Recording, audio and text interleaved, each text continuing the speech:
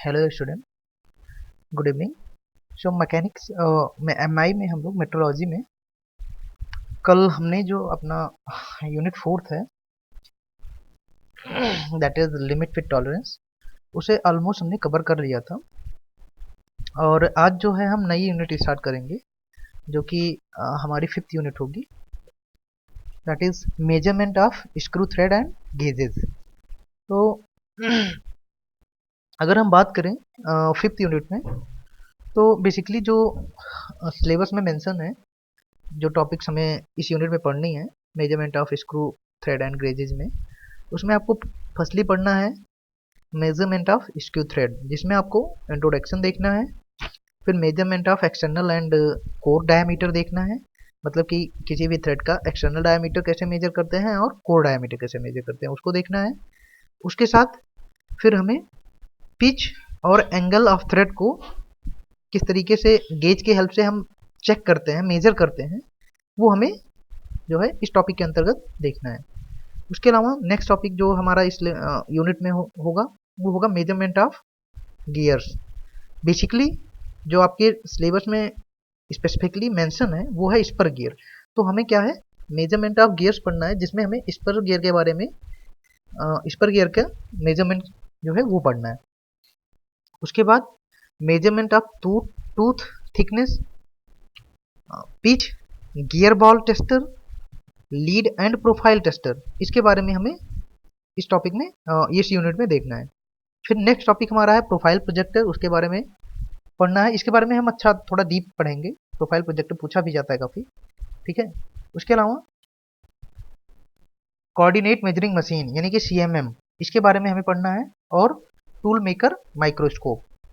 तो जो आपका फिफ्थ यूनिट है वो बेसिकली सबसे पहले जो डील करता है वो आपका थ्रेड मेजरमेंट है।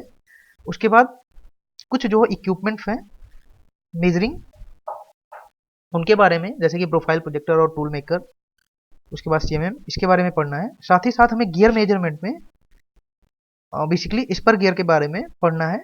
और उसके अलावा गियर की जो टूथ है उसकी थिकनेस, पिच, इसके बारे में जो है डीप में थोड़ा स्टडी करना है।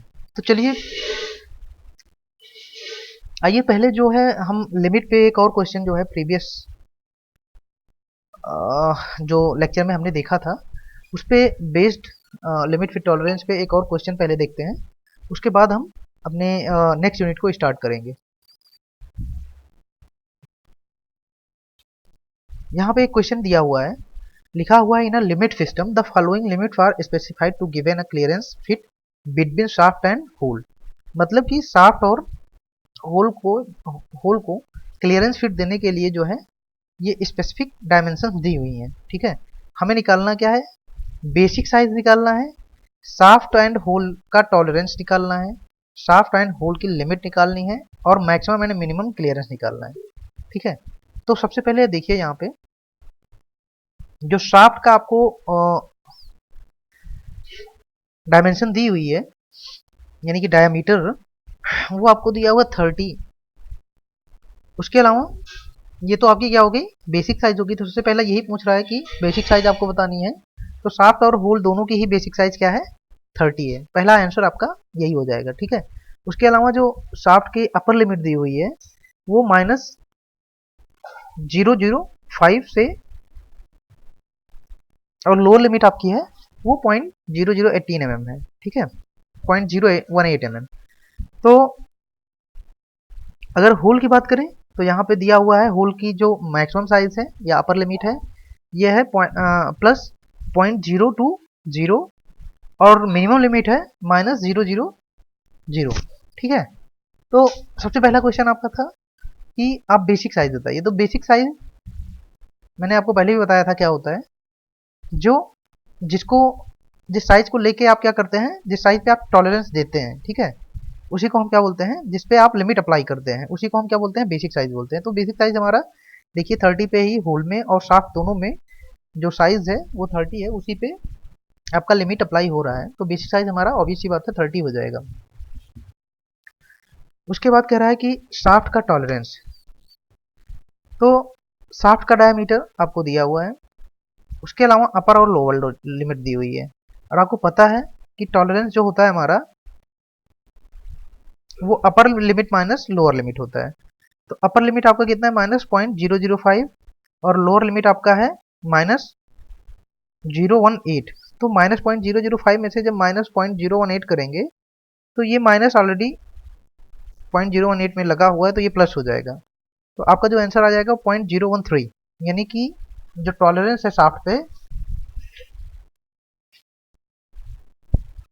वो आपका 0.013 mm दिया गया है। इसके साथ बात करें होल की, तो होल पे आपको देखिए अपर लिमिट 0.020 mm दिया हुआ है और लोअर लिमिट 000 दिया हुआ है।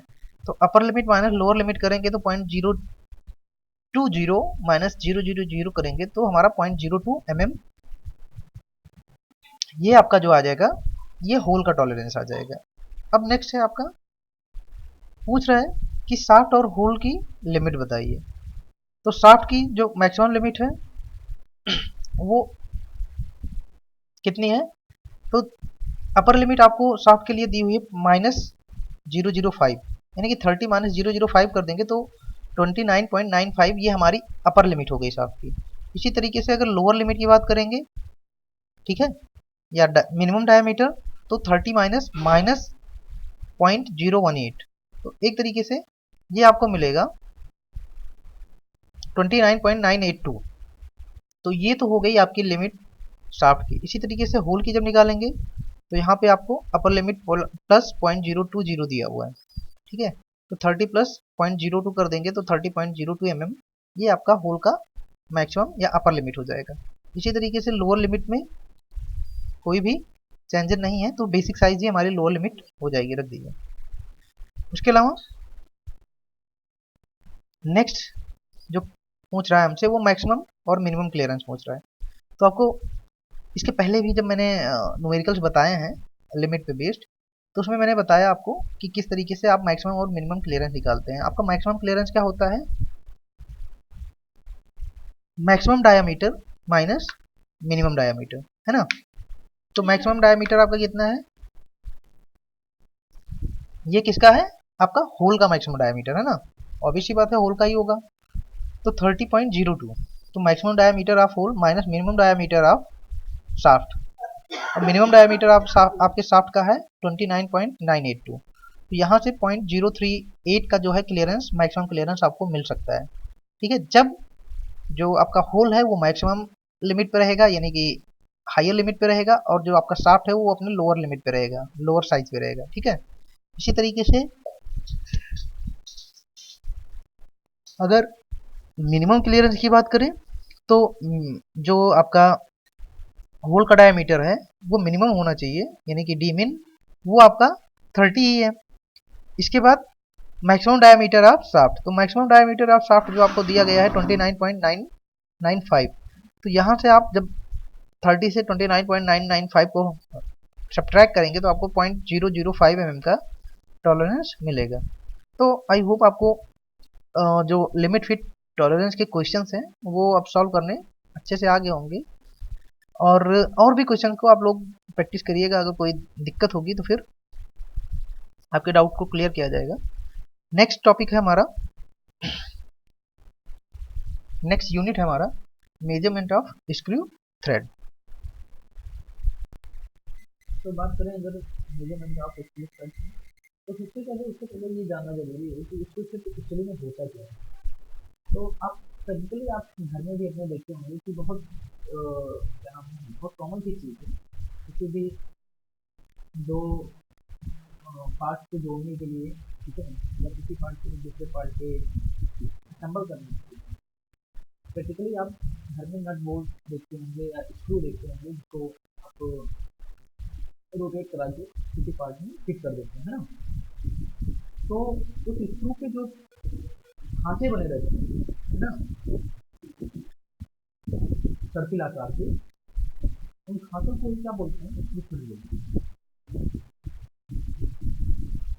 चलिए देखते हैं। अगर बात करें स्क्रू थ्रेड की, तो मैकेनिकल फील्ड में इसका बहुत ही वाइटल इस्तेमाल किया जाता है, मतलब कि हर एक कंप्यूटर को परमानेंटली नॉन परमानेंटली कंपोनेंट को, सॉरी, हर एक कंपोनेंट को परमानेंटली नॉन परमानेंट जो है असेंबलिंग के लिए स्क्रू थ्रेड का इस्तेमाल किया जाता है।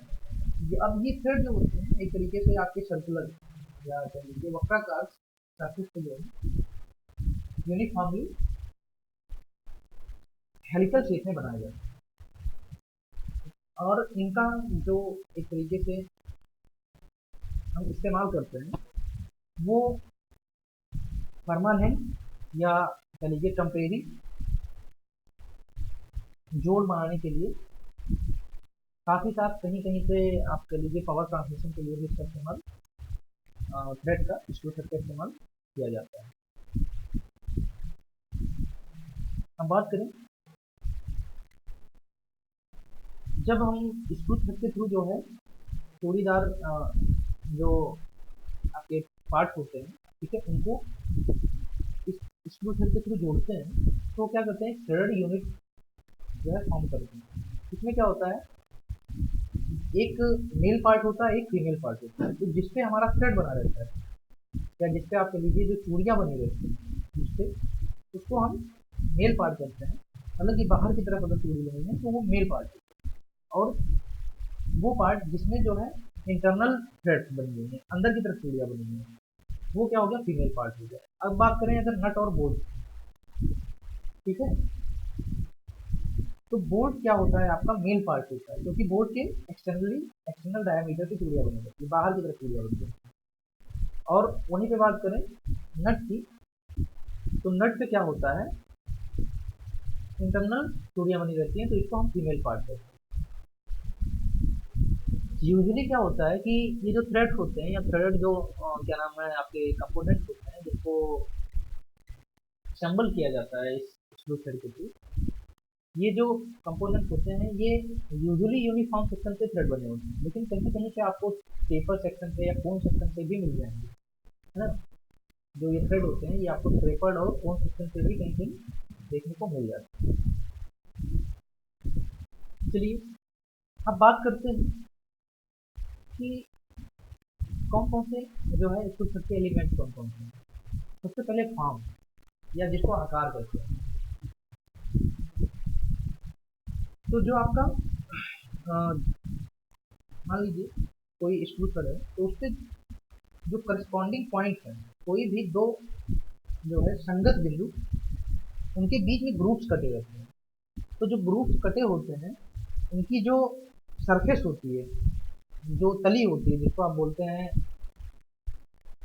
आप यूँ कह लीजिए जिसको आप उसकी सरफेस बोलते हैं, ठीक है, उस सरफेस की प्रोफाइल को ही क्या बोलते हैं चूड़ी का फॉर्म बोलते हैं या आकार कहा जाता है।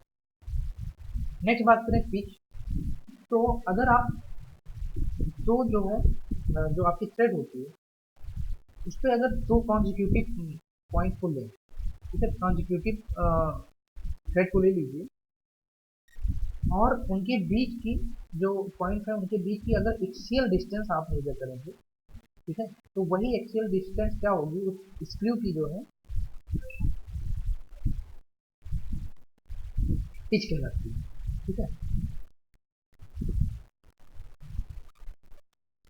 अब अगर बात करें कि स्क्रू के यूनिट लेंथ में नंबर ऑफ जो आपकी थ्रेड है वो n है, तो पिच आपका क्या हो जाएगा 1/n, यानी कि इकाई लंबाई में चूड़ियों की संख्या 1/, इकाई लंबाई में यूनिट लेंथ में चूड़ियों की संख्या ही आपकी क्या कहलाती है पिच कहलाती है। फिर नेक्स्ट है लीड, तो अगर हम लीड की बात करें,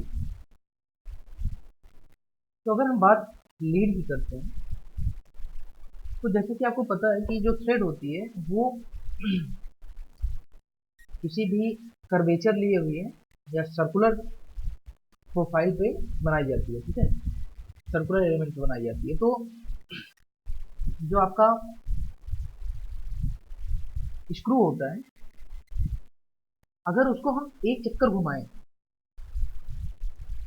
अगर उसको पेरीफेरी को एक रोटेशन दें, एक चक्कर हम घुमाएं, और एक चक्कर घुमाने में वो स्क्रू एक्सियल डायरेक्शन में जितना एडवांस करे, यानी कि एक्सियल डायरेक्शन में जितना वो आगे की तरफ मूव कर जाए, वही उस स्क्रू की लीड कहलाती है। ठीक है, फिर से सुनिएगा कि अगर हम जो पेंच होता है उसको एक्सिस पे उसके एक रोटेशन रोटेट कराएं, एक रोटेशन दें, तो उसके द्वारा एक्सियल डायरेक्शन में जो एडवांसमेंट होगी, जो आगे की तरफ वो बढ़ेगा जितनी दूरी, उसी को हम क्या कहते हैं, लीड कहते हैं। हम बात करते हैं थ्रेड की, तो थ्रेड भी कई टाइप की होती है। जैसे कि नंबर ऑफ थ्रेड के बेस पे देखें तो एकल थ्रेड, ठीक है, इसके अलावा दो चूड़ी वाले पेज भी आते हैं, डुअल थ्रेड, ट्रिपल थ्रेड। तो अगर एकल थ्रेड की बात करें तो एकल थ्रेड में एक चक्कर में जो आपका पेंच होता है वो जितनी उसकी लीड की डिस्टेंस होती है उतना ही आगे की तरफ बढ़ता है। क्यों? क्योंकि भाई हम मान लीजिए हमारे पास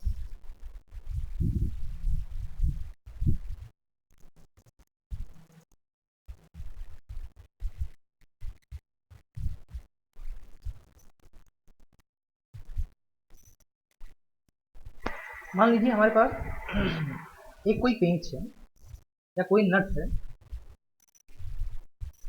या बोल्ट, मान लीजिए कोई भी एक स्क्रू थ्रेडेड एलिमेंट है, ठीक है, मान लीजिए ये है। अब यहाँ पे हम बैठ गए, तो जब एक बार इसे आप रोटेट कराएंगे ना, तो अगर आप राइट डायरेक्शन में रोटेट करा रहे हैं, मतलब क्लॉकवाइज डायरेक्शन में रोटेट करा रहे हैं, तो हम क्या करेंगे, एक जो पायदान आगे बढ़ जाएंगे, एक स्टेप फॉरवर्ड हो जाएंगे, है ना। मतलब कि इस थ्रेड के इस पोजीशन पे अगर हम बैठे हैं, एक बार हमको घुमा दिया गया, इस क्या नाम है, पेज को घुमाया गया, तो हम नेक्स्ट वाले पे सेम पोजीशन पे आ जाएंगे। यही तो हमारा पिच होता है। अब अगर जो लीड है उसकी बात करें तो एक चक्कर में घुमाने पे इतना ही, तो अगर एकल थ्रेड होगा, एक थ्रेड वाली लीड होगी, तो जितना हम आगे की तरफ बढ़ गए एक चक्कर में घुमाने पे, मतलब कि एक पीक से एक पर्टिकुलर एक थ्रेड के किसी पॉइंट पे दूसरे थ्रेड के सेम पॉइंट पे पहुंच जाएंगे एक चक्कर घुमाने में, तो वो हमारा क्या कहलाएगा, लीड कहलाएगा।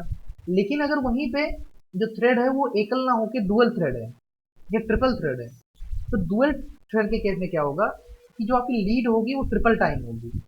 मतलब कि अगर एक चक्कर वो घुमाया गया, सॉरी, डुअल के केस में आपकी लीड डबल होगी, यानी कि एक बार अगर घुमाया गया तो जो लीड होती है उसका हम दुगना आगे बढ़ जाएंगे, जितनी लीड होगी उसका दुगना आगे बढ़ जाएंगे।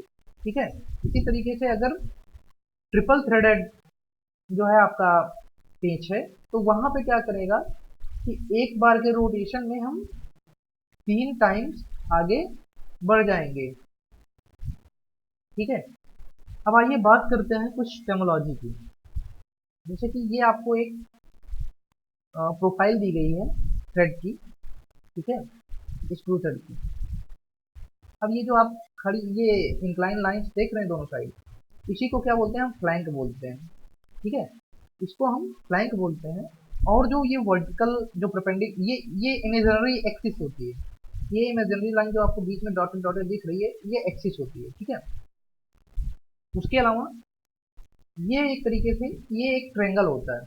ये एक्चुअली में प्रोफाइल ऐसी नहीं होती है, ये जो सर्कुलर पोर्शन बना यहीं पे प्रोफाइल होती है। ठीक है, तो अगर बात करें तो जो ऊपर वाला पोर्शन इस प्रोफाइल के आपके एक्सिस के होता है थ्रेड का, उसको हम एडेंडम, और जो नीचे वाला पोर्शन होता है उसको हम डिडेंडम कहते हैं। ठीक है, मतलब कि लोअर पोजीशन।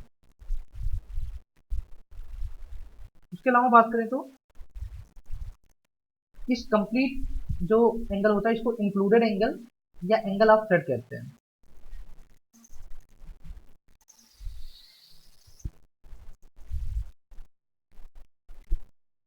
ये जो है पिच पॉइंट, जहाँ पे जो दो थ्रेड और जो आपकी मेल थ्रेड होती है, जो फीमेल थ्रेड होती है, जब एक दूसरे से वो मैच करती हैं, तो वो एक दूसरे को जहाँ पे टच करती हैं उसी को हम क्या बोलते हैं, पिच पॉइंट।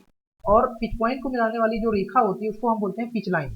तो ये आपकी पिच लाइन है। ठीक है, ये नीचे वाली भी और ऊपर वाली भी आपकी पिच लाइन है, यानी कि जो थ्रेड्स हैं यहीं पे मिलती हैं। ठीक है, आगे उसके अलावा बात करें तो जो शीर्ष होता है, ठीक है, उसको हम क्या बोलते हैं, क्रस्ट बोलते हैं। दो कॉन्जिक्यूटिव पॉइंट के बीच की दूरी को पिच मैंने आपको बता ही दिया था।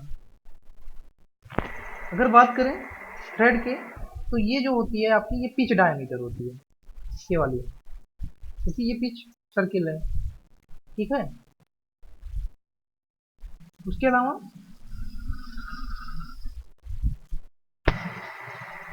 ये वाला जो होता है आपका पिच सर्किल के अलावा, ये होता है माइनर डायमीटर और ये होता है आपका मेजर डायमीटर, ठीक है। उसके अलावा बात करें तो इसको बोलते हैं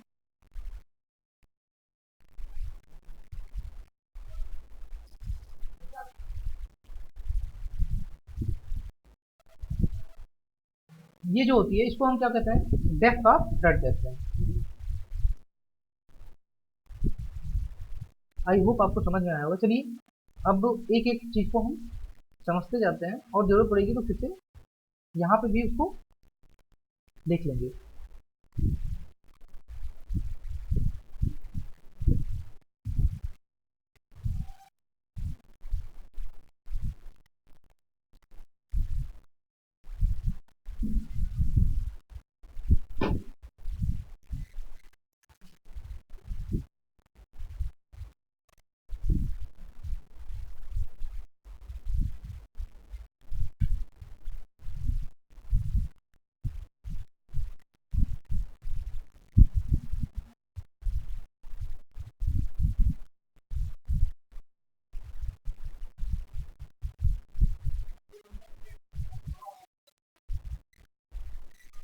एक रुकिए। तो सबसे पहले बात करें एक्सिस ऑफ थ्रेड की, ये रहा, ठीक है। अगर हम इसको डिफाइन करेंगे तो एक तरीके से it's a imaginary line running longitudinally, longitudinally मतलब लेंथ के अलॉन्ग जो है, through the centre of screw. अब देखिए, ये आपका शीर्ष हो गया, शीर्ष बिंदु ये, और ये, इसको हम क्या बोलते हैं, शीर्ष बोलते हैं। इसको हम रूट बोलते हैं, इसको हम क्रस्ट बोलते हैं, ठीक है। शीर्ष पॉइंट को हम क्रस्ट बोलते हैं और जो लोअर पॉइंट होता है उसको हम रूट बोलते हैं। तो जो लेंथ के अलॉन्ग इमेजिनरी लाइन होती है, ठीक है, और सेंटर से मूव करती है, सेंटर से होती हुई गुजरती है, उसी को हम क्या बोलते हैं, एक्सिस ऑफ थ्रेड बोलते हैं। फिर बात करें फंडामेंटल ट्रायंगल या मूल त्रिभुज, तो ये जो आप ट्रायंगल देख रहे हैं ABC, यही आपका क्या है, फंडामेंटल ट्रायंगल है, ठीक है। तो अगर बात करें तो ये भी एक तरीके से इमेजिनरी ट्रायंगल होता है। ये एक तरीके से जो फ्लैंक्स होते हैं, अगर आप उनको एक्सटेंड करें जब तक कि वो एक दूसरे को मिल ना जाए, इसको क्या बोलते हैं, अपेक्स या वर्टेक्स भी बोलते हैं। पॉइंट ए जो होता है इसको अपेक्स या वर्टेक्स बोलते हैं। तो मतलब कि अगर हम, सॉरी, अगर हम फ्लैंक को इतना एक्सटेंड करें कि ये एक दूसरे को जाके मैच कर जाए, एक्चुअली में प्रोफाइल तो आपकी ये जो सर्कुलर आप देख रहे हैं कर्वेचर, सॉरी, यहीं तक होती है, लेकिन अगर हम इसको एक्सटेंड करें फ्लैंक को, दोनों फ्लैंक्स को, ये ऊपर जाके वर्टेक्स पे मिल जाएंगे। तो ये जो इमेजिनरी ट्रायंगल होता है, इसी को हम क्या बोलते हैं, फंडामेंटल ट्रायंगल या मूल त्रिभुज कहते हैं। एंगल ऑफ थ्रेड मैंने आपको बता ही दिया कि फ्लैंक के बीच का जो एंगल होता है, जिसको हम एक्सियल प्लेन में मेजर करते हैं, उसी को हम क्या बोलते हैं, एंगल ऑफ थ्रेड कहते हैं, या इंक्लूडेड एंगल भी इसको कहते हैं। फ्लैंक एंगल की बात करें तो फ्लैंक एंगल होता है जो आपका थ्रेड के परपेंडिकुलर एक्सिस होती है, उससे फ्लैंक द्वारा बनाया गया, या वर्टेक्स पे फ्लैंक और उसके बीच में जो बना एंगल होता है, उसी को हम क्या बोलते हैं, फ्लैंक एंगल बोलते हैं। अब देखिए, ये मान लीजिए ये आपकी एक्सिस है थ्रेड की और ये फ्लैंक है, तो इसके परपेंडिकुलर ये हो गया। अब ये जो परपेंडिकुलर एक्सिस है और जो आपकी थ्रेड की एक्सिस है, इसके बीच में ये फ्लैंक है, ठीक है। तो फ्लैंक और इस परपेंडिकुलर एक्सिस के बीच में जो बनने वाला कोण है, इसी को हम क्या बोलते हैं, फ्लैंक एंगल बोलते हैं। पिच मैंने बता ही दिया कि दो कॉन्जिक्यूटिव थ्रेड के सेम पॉइंट के बीच में जो एक्सियल डिस्टेंस होती है, उसी को हम पिच कहते हैं। मान लीजिए अब देखिए यहाँ पे मान लीजिए आप ए पॉइंट पे हैं, फिर इसके अगल या बगल कोई थ्रेड हो सेम उसी पोजीशन पे, जो एक्सियल डिस्टेंस होगी उसी को हम क्या बोलते हैं, पिच बोलते हैं। लीड, लीड मैंने बता ही दिया आपको कि करस्पॉन्डिंग पॉइंट या एडजेसेंट पॉइंट, जो एडजेसेंट थ्रेड होती हैं उनके बीच जो पैरेलल डिस्टेंस होती है उसको हम पिच कहते हैं। लेकिन अगर एक रोटेशन में जो हमारा स्क्रू होता है, जो आपका पेंच होता है, वो कितना घूमता है लॉन्गिट्यूडनल डायरेक्शन में, कितना एडवांसमेंट करता है, उसको हम लीड बोलते हैं। अब अगर बात करें हेलिक्स एंगल की, तो जो आपका हेलिक्स होता है, ये जो शेप है इसी को हम हेलिक्स बोलते हैं। ये पिच लाइन पे, जो आपकी पिच लाइन होती है इस पे कितना एंगल बनाता है उसी को हम क्या बोलते हैं, ये वाला एंगल, उसी को हम हेलिक्स एंगल बोलते हैं। ठीक है, मतलब कि अगर हम बात करें तो जो पिच लाइन होती है उससे जो हेलिक्स एंगल बनाता है, यानी कि angle made by helix of the thread at the pitch line with axis. अगर बात करें तो इसको भी हम एक्सियल प्लेन में ही मेजर करते हैं। मेजर डायमीटर की बात करें तो अगर हमारा थ्रेड एक्सटर्नल है तो इस केस में जो हमारा मेजर डायमीटर होता है वो क्या होता है,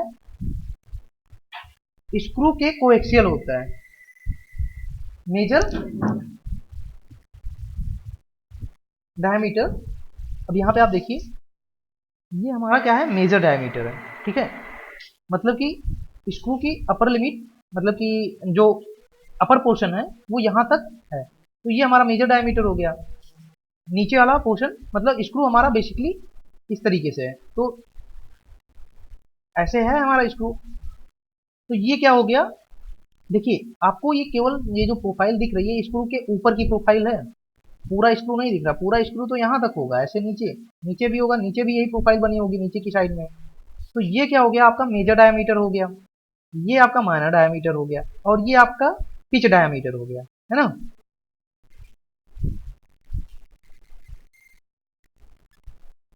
चलिए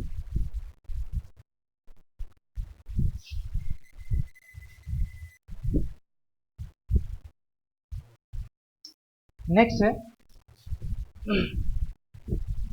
फ्लैंक। तो फ्लैंक को चूड़ी का जो आपका क्रस्ट होता है तथा जो रूट होता है उसको मिलाने वाली जो सीधी रेखा होती है उसी को क्या बोलते हैं, फ्लैंक बोलते हैं। जैसे कि आपका क्रस्ट ये हो गया, रूट ये हो गया, तो इसको मिलाने वाली यही तो रेखा है, इसी को हम क्या बोलते हैं, फ्लैंक बोलते हैं। इफेक्टिव डायमीटर या पिच डायमीटर मैंने आपको बता ही दिया है। डेप्थ ऑफ थ्रेड की बात करें तो जो आपका क्रस्ट है यानी कि शीर्ष बिंदु है और जो आपका रूट है, इन दोनों के बीच की जो परपेंडिकुलर डिस्टेंस होती है उसी को हम डेप्थ ऑफ थ्रेड कहते हैं। तो आई थिंक टर्मोलॉजी जो है ऑलमोस्ट हमने सारी आपसे डिस्कस कर ली है। अब बात करते हैं टाइप्स ऑफ थ्रेड की, यानी कि थ्रेड के प्रकार की या स्क्रू थ्रेड के प्रकार की। ठीक है, तो यूजुअली जो आपके थ्रेड होते हैं, अगर हम ब्रॉडर पर्सपेक्टिव में इसको डिवाइड करें तो दो टाइप के होते हैं। पहला आपका होता है इंटरनल थ्रेड और दूसरा होता है एक्सटर्नल थ्रेड। अब जैसे अगर हम बात कर रहे हैं नट बोल्ट की, ठीक है, चलिए एक बार देखते हैं। तो अगर हम नट बोल्ट की बात करें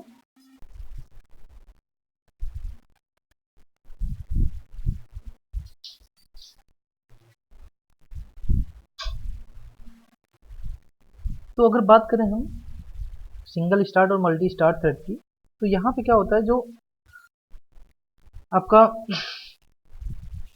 मल्टी स्टार्ट थ्रेड होता है, आपको जो पिच होती है वो तो आपको सेम मिलेगी, लेकिन यहाँ पे क्या होगा, जो लीड एंगल होता है, जो लीड होगा वो आपको सिंगल स्टार्ट थ्रेड के रिस्पेक्ट में जितने टाइम थ्रेड 4 टाइम 3 टाइम जितने टाइम है उतने टाइम अधिक मिलेगा। देखिए यहाँ पे लीड एंगल कम है ना, यहाँ पे लीड एंगल क्या है, ज़्यादा है।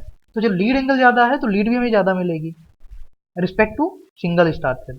मतलब कि जहाँ जितना हमें लीड सिंगल स्टार थ्रेड में मिलता है उससे जितने टाइम ज़्यादा आपकी स्टार्ट की थ्रेड होती है उतना ज़्यादा हमको लीड अधिक मिलता है।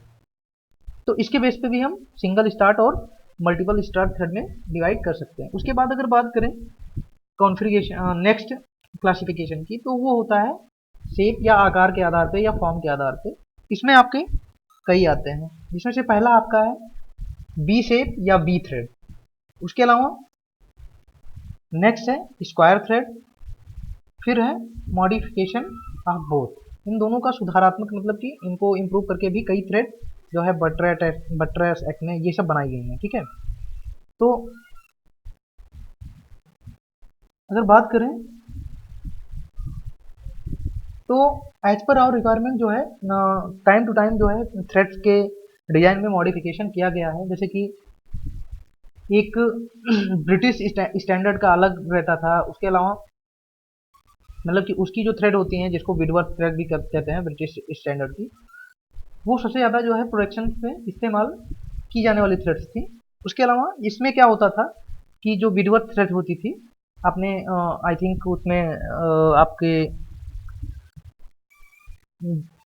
ईडी में आपने थ्रेड के बारे में पढ़ा भी होगा, डिजाइन के बारे में डिफरेंट टाइप के एक्मे थ्रेड, बिटवर्थ थ्रेड, इसके अलावा नकल thread, buttress thread, different type के पड़े होंगे। तो इसका जो इस्तेमाल होता था वो पहले स्टार्टिंग में बहुत अधिक होता था ब्रिटिश स्टैंडर्ड थ्रेड बिटवर्थ की। इसमें क्या होता था, जो आपका एंगल होता था एक्सिस से वो 55 डिग्री होता था, और जनरली जो है जो डेली यूज की मशीनें होती थी उसमें इसका इस्तेमाल किया जाता था। उसके अलावा नेक्स्ट था हमारा ब्रिटिश स्टैंडर्ड फाइन थ्रेड। अब देखिए ये बिटवर्थ थ्रेड्स थी, लगभग लगभग जो है उनकी तुलना में जो इनका पिच होता था वो थोड़ा कम होता था, नॉमिनल व्यास के लिए थोड़ा सा कम होता था, और जिससे कि क्या होता था कि इनकी जो स्ट्रेंथ थी इन थ्रेड्स की वो अधिक होती थी रदर देन विदवर्थ थ्रेड। इसलिए जो है हम ऑटोमोबाइल सेक्टर्स में या मशीन टूल्स में हम ब्रिटिश स्टैंडर्ड फाइन थ्रेड का इस्तेमाल यूजुअली उस टाइम पे कर देते हैं। उसके अलावा बात करें तो बी शेप की जो थ्रेड्स होती हैं इनको जनरली हम ऑप्टिकल इंस्ट्रूमेंट में या घड़ियों में जनरली छोटे छोटे स्क्रूज में यूज़ करते हैं। और मीट्रिक थ्रेड जो होता है इनका सारा जो मेजरमेंट होता है वो मीट्रिक सिस्टम में होता है। इनका जो एंगल होता है वो 60 डिग्री होता है। साथ ही साथ बात करें तो इनका व्यास जनरली 6 से 80 mm तक हो सकता है। मीट्रिक थ्रेड को हम कैपिटल लेटर M से रिप्रेजेंट करते हैं, और जो मीट्रिक थ्रेड में आपके क्रस्ट होते हैं, जैसे कि जो आपका शीर्ष होता है वो, और जो आपका रूट होता है या जड़ जिसको हम बोलते हैं, वो क्या होता था, चपटा होता था। इसके अलावा बात करें तो इनका रिप्रेजेंटेशन कैसे करते हैं, तो जनरली अगर इस तरीके आपका लिखा हुआ है M 50x2, तो M क्या हो गया, M का मतलब हो गया मीट्रिक थ्रेड, 50 हो गया आपका मेजर डायमीटर, तथा 2 क्या हो गया आपका 2 mm, ये आपकी पिच हो गई। इस तरीके से इनका रिप्रेजेंटेशन किया जाता था। अब बात करें मीट्रिक थ्रेड का, तो इनका जो इस्तेमाल था वो इंजीनियरिंग वर्क जैसे कि आपका बोल्ट स्क्रू आदि में मीट्रिक थ्रेड का यूजुअली इस्तेमाल किया जाता था। फिर नेक्स्ट है हमारा स्क्वायर थ्रेड। अब इनकी जो फलक होती है वो स्क्रू के एक्सिस के लंबवत होती है, परपेंडिकुलर होती है। ठीक है, जो इनका सरफेस होता है, और इनका प्रयोग जनरली बेंच वाइस में या कह लीजिए क्लैंपिंग वगैरह में किया जाता है। और जो पावर ट्रांसमिशन होता है वो स्क्वायर थ्रेड में मैक्सिमम होता है। सबसे ज़्यादा आपको जो है स्क्वायर थ्रेड में पावर ट्रांसमिशन अधिक मिलेगा। उसके अलावा बात करें तो जो इनकी स्ट्रेंथ होती है वो बी थ्रेड के रिस्पेक्ट में थोड़ा सा कम होती है। नेक्स्ट है हमारा एक्मे थ्रेड। तो एक्मे थ्रेड एक तरीके से स्क्वायर थ्रेड का जो है थोड़ा सा इम्प्रूव्ड कह लीजिए मॉडिफाइड वर्जन है। इसमें जो एंगल्स रखते हैं वो हम 29 डिग्री रखते हैं। वहाँ पे क्या था, जो आपका स्क्वायर थ्रेड था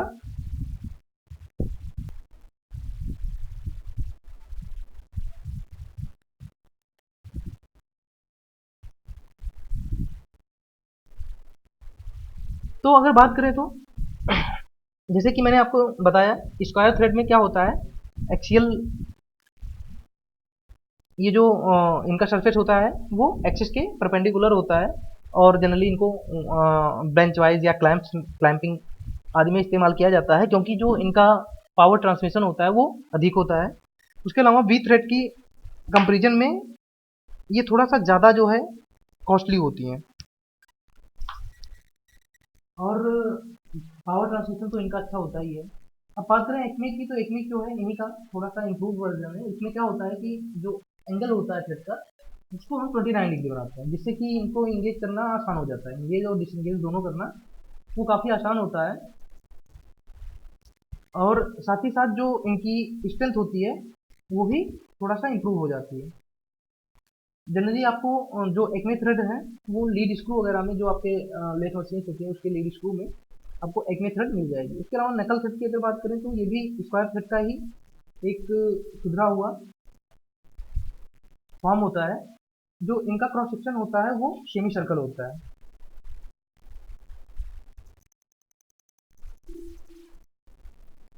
जो आपका सेमी सर्कल होता है उसका जो पिच होता है वो 1/4 और जो गहराई होती है हाफ होती है। रेलवे कैरेज में आपको नकल थ्रेड का इस्तेमाल देखने को यूजुअली मिल जाएगा। इसके अलावा बट्रेस थ्रेड की बात करें तो इनको हाई एक्सियल लोडिंग के लिए इस्तेमाल किया जाता है, और जो सेक्शन होता है इनका वो डिफरेंट फॉर्म का हो सकता है। अब बात करें एंगल की, तो बट्रेस थ्रेड में आपको जो एंगल है वो अराउंड 45 डिग्री के आसपास 45 डिग्री ही मिलता है। इसके अलावा अगर हम बात करें थ्रेड के स्पेसिफिकेशन की, तो जनरली जो है हम थ्रेड को जो है मतलब कि उनके स्टार्ट के बेस पे हम स्पेसिफाई कर सकते हैं, left single start, double start. उसके अलावा जो उनके इंगेज होने का तरीका है, मतलब लेफ्ट हैंड या राइट हैंड, इसके बेस पे हम उनको स्पेसिफाई कर सकते हैं। साथ ही साथ डायमीटर की साइज़ के बेस पे, यानी कि डायमीटर कितना है उसके बेस पे हम थ्रेड को स्पेसिफाई कर सकते हैं। पिच के बेस पे हम स्पेसिफाई कर सकते हैं, लेंथ के बेस पे कर सकते हैं, या नंबर ऑफ स्टार्ट जैसे कि मैंने आपको बताया है मटेरियल के बेस पे, और जो उनकी थ्रेड की डायरेक्शन होती है उसके बेस पे ही। इसके साथ साथ हम डायमीटर के बेस पे भी, इंटरनल और एक्सटर्नल डायमीटर के बेस पे थ्रेड को स्पेसिफाई कर सकते हैं। हम नेक्स्ट बात करें measurement of various element of thread, मतलब कि ये जो डिफरेंट एलिमेंट हैं थ्रेड के उसको हम किस तरीके से मेजरमेंट करते हैं। अगर हम उसकी बात करें तो आइए देखते हैं कि कौन कौन से एलिमेंट हैं जिनको हम थ्रेड के मेजरमेंट कर सकते हैं। पहला क्या है हमारा मेजर डायमीटर, उसके बाद माइनर डायमीटर, इफेक्टिव या कह लीजिए फिक्स डायमीटर, एंगल, थ्रेड का एंगल कितना है, फॉर्म ऑफ थ्रेड, कौन से फॉर्म की थ्रेड है, कौन सी थ्रेड है, और पिच। ये चीज़ें जो है हम थ्रेड की मेजर कर सकते हैं। और सबसे पहले जो हमारा मेजरमेंट है थ्रेड में वो है कि हम किस तरीके से मेजर डायमीटर को थ्रेड के मेजर करते हैं।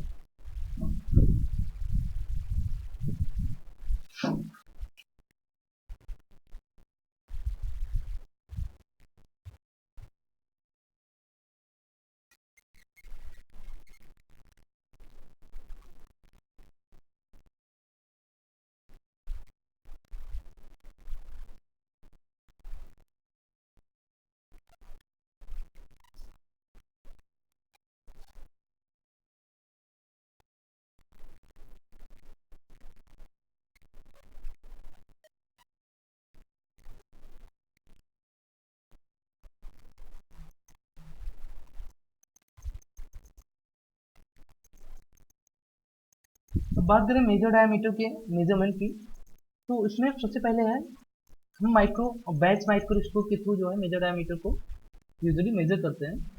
अब बैच माइक्रोस्कोप में क्या होता है कि इसमें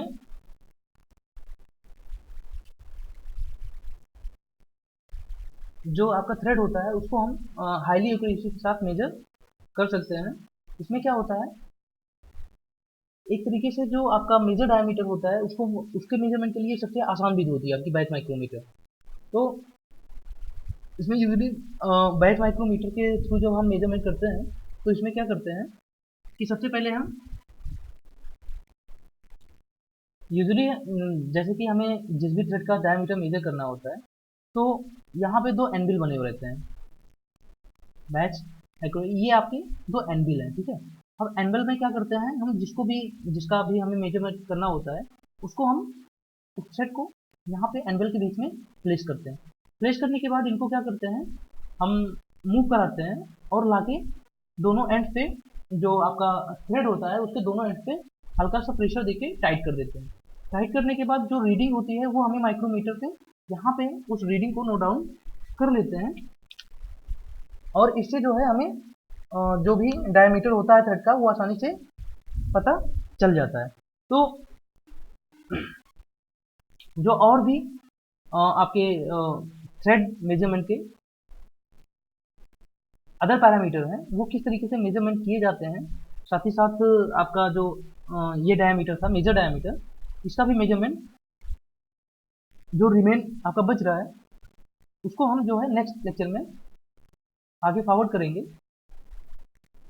और साथ ही साथ अगर एक बार बात करें तो मल्टी स्टार थ्रेड की, थोड़ा सा इस पर हम और फोकस करेंगे और आपको थोड़ा सा मल्टी स्टार थ्रेड का जो है वो डिटेल डिस्कशन नेक्स्ट लेक्चर में हम कैरी करेंगे। इस लेक्चर को फिर अभी यहीं तक रखते हैं और नेक्स्ट लेक्चर में जो भी हमारी अदर पैरामीटर हैं जो आपके सिलेबस में मेंशन है मेजरमेंट के लिए, उनको डिस्कस करेंगे। साथ ही साथ थोड़ा सा हम और डिस्कस करेंगे मल्टी स्टार थ्रेड किस तरीके से काम करती है, और आप यूजुअली उसको कैसे पहचान सकते हैं देख के कि ये हमारा जो थ्रेड है वो सिंगल स्टार्ट है, किसी भी उसमें जो मान लीजिए कोई भी आपका पार्ट्स है मैकेनिकल फील्ड में या मशीन का पार्ट है, तो आप उसको देख के कैसे पता कर पाएंगे कि हमारा सिंगल स्टार थ्रेड है या मल्टी स्टार थ्रेड है, या जब तक कि आप जो है उसको रोटेट नहीं कराते हैं, ठीक है, मतलब कि जो आपका पेच है उसको मूव नहीं कराते हैं, तब तक आपको इस तरीके से जो एडवांसमेंट है बिना देखे भी किस तरीके से आप जो थ्रेड का फॉर्म है उसको देख के आप जज कर पाएंगे कि ये हमारा सिंगल स्टार थ्रेड है या मल्टी स्टार थ्रेड। तो उसके बारे में थोड़ा सा हम डिटेल डिस्कशन करेंगे नेक्स्ट लेक्चर में, जिससे कि आपको थोड़ा सा बेसिक आइडिया लग जाए कि किस तरीके से हम यूजली ओपन आइज से भी थ्रेड को किस तरीके से पहचान सकते हैं। साथ ही साथ अगर बात करें, जैसे कि मैंने आपको पहले बताया था कि पिच हमारी क्या होती है, सिंगल स्टार्ट और मल्टी स्टार थ्रेड में सेम ही होती है, बट क्या होता है जो एंगल होता है लीड एंगल वो अधिक होता है सिंगल स्टार थ्रेड के रिस्पेक्ट में। तो इसी वजह से जो लीड हमारा होता है डबल या ट्रिपल या मल्टी स्टार थ्रेड का, वो सिंगल स्टार थ्रेड के रिस्पेक्ट में ज़्यादा होता है। इसलिए जब हम रोटेट कराते हैं तो जो एडवांसमेंट होता है आपके, कह लीजिए आपके बोल्ट का या मेल पार्ट का, वो एडवांसमेंट सिंगल स्टार के रिस्पेक्ट में अधिक होता है। मल्टी मतलब कि जितने स्टार की थ्रेड रहेगी उतना टाइम अधिक इसीलिए हो जाता है क्योंकि वहाँ पे आपका जो एंगल होता है लीड एंगल वो अधिक होता है। तो इसके बारे में हम नेक्स्ट लेक्चर में और डीप में डिस्कशन करेंगे। साथ ही साथ नेक्स्ट जो हमारा टॉपिक है उसको हम कवर करेंगे। Thank you so much.